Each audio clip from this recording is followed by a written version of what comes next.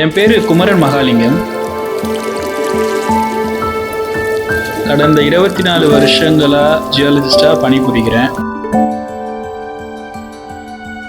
பேடல் for future programs ஆரம்பிக்கிறதுக்கு முன்னே கடந்து வந்த பாதை, கற்றுக்கிட்ட ஸ்கில்ஸு, எக்ஸ்பீரியன்ஸ் பற்றி உங்ககிட்ட ஷேர் பண்ண விரும்புகிறேன்.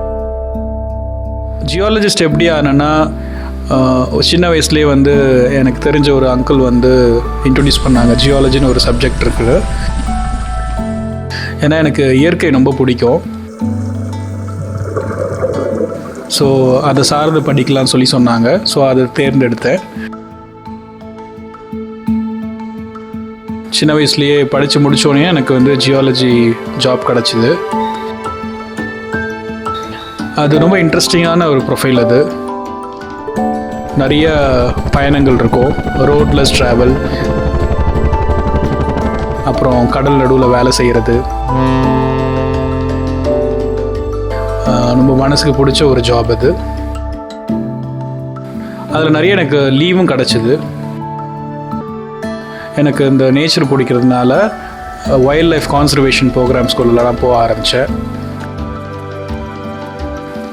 ஈஸ்டர்ன் காட்ஸ், தென் வெஸ்டர்ன் காட்ஸ்ன்னு படிப்படியாக எல்லா காடுகள், மலைகள் சார்ந்த பயணங்களை மேற்கொண்டேன்.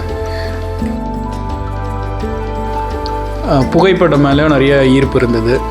ஸோ அதனால் அந்த வைல்ட் லைஃப் ஃபோட்டோகிராஃபர்ஸோட நட்பு நிறைய கிடச்சிது. அந்த ஸ்கில் செட் எனக்கு கிடச்சிது.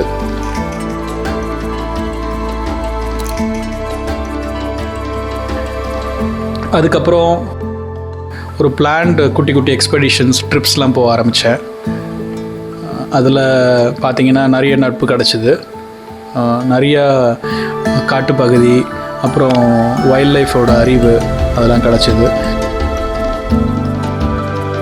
அப்புறம் இந்த கான்சர்வேஷன் மேலே ஒரு பெரிய ஈர்ப்பு இருந்தது. ஹிமாலயாஸை நிறைய கவர் பண்ணிகிட்டு இருந்தேன். அதுக்கப்புறம் பைக் ட்ரிப்ஸ் ஸ்டார்ட் பண்ணோம். ஸோ அதில் தான் இந்த ஒரு எக்ஸ்பெடிஷன்ஸ் கான்செப்ட்லாம் வந்தது. அப்போ கூகுள் மேப்லாம் பெருசாக இல்லை. கார்ட்டோகிராஃபி மேலே ஒரு பெரிய ஈர்ப்பு. அதனால் அந்த பிளானிங்கில் எனக்கு ரொம்ப ஹெல்ப் ஆச்சு. இந்த பயணத்தில் வைல்டர்னஸ் ஃபர்ஸ்ட் ரெஸ்பாண்டர் கோர்ஸும் நம்ம கற்றுக்கிட்டோம். அதனால் ஒரு ட்ரக் லீடராக இருக்கிறதுக்கு அது ரொம்ப உதவியாச்சு.